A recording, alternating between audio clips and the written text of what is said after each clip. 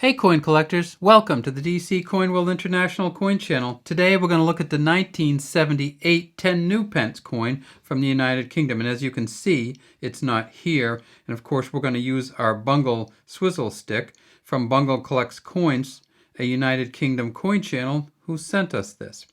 If we look at this coin here, we see it's a 1977. It says DG Reg FD 1977. By the grace of God, Queen and Defender of the Faith, 1977. Elizabeth II.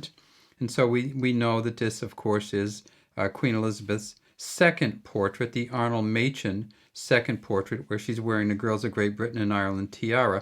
So in 1978, this coin came out. You see it has a milled rim. And then, of course, on the back, you see the lion standing with the crown. And the front of the coin, of course, was engraved by Arnold Machen.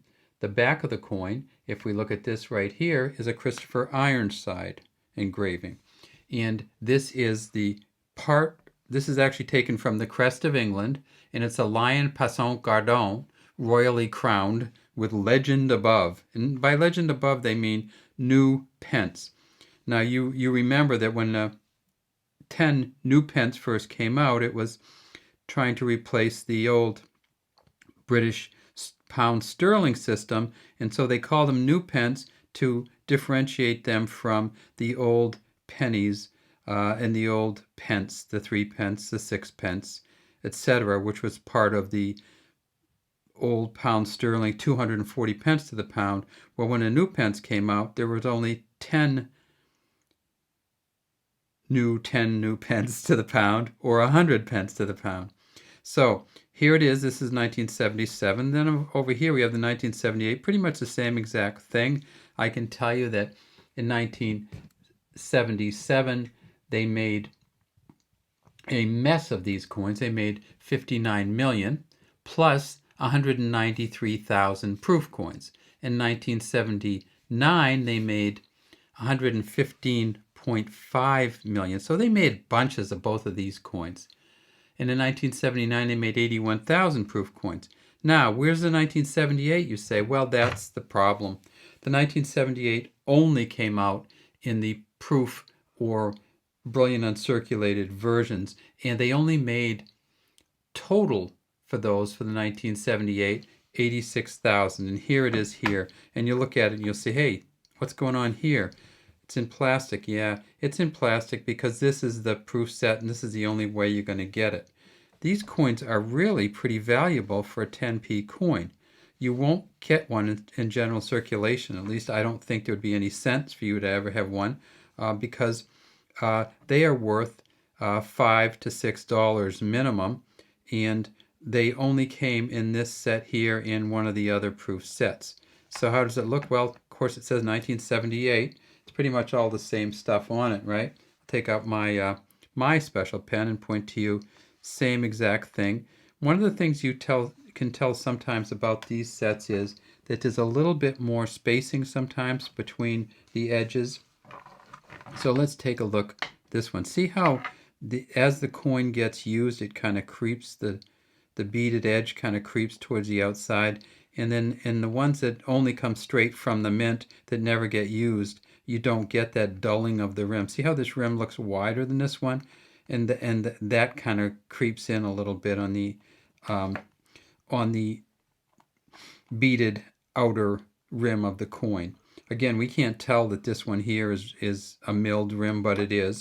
Then if we go on the back, and the back is really, really nice. If we go on the back, we see it says 10 new pence on the back.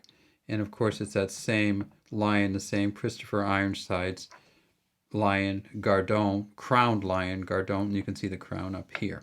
Now, why did they do that? It's really unclear exactly why they didn't issue any general circulation coins for the 10 new pence in 1978, but they had done that before. In 1972 they had done it. In 1972 it made sense because they just had so many in circulation. They first came out in 1968, and by 1971 they had about 1 billion of them in circulation. So in 1972 they said let's back off a little bit, and they only did 150,000 proof coins.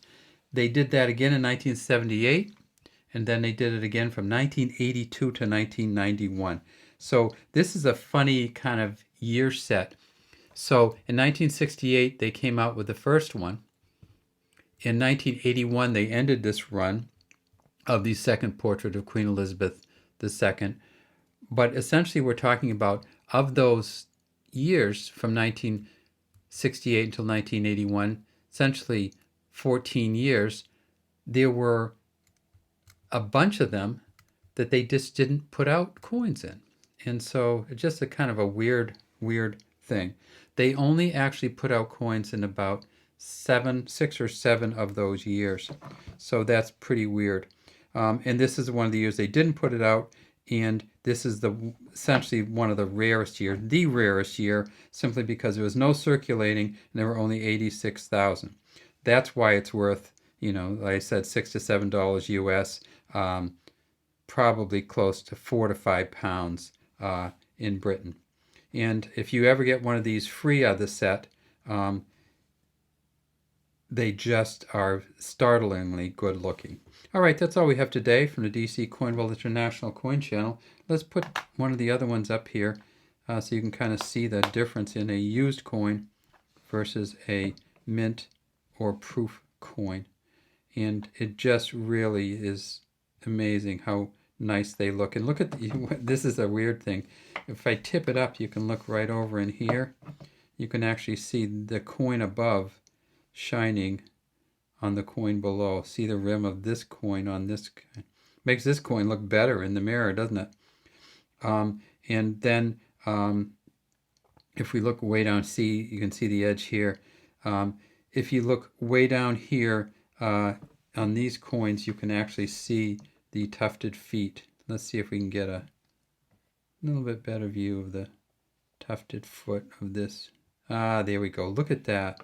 So when we get it like that, you actually see the tufted chest, and there's little tiny tufts on the feet. Right in here and right up in there. All right, that's all we have today from DC Coin World International Coin Channel. If you're going to collect these, you won't get this one in general circulation ever. So you're going to have to buy it from a coin dealer or buy a set on eBay or some other market. Have a great day from DC Coin World International Coin Channel.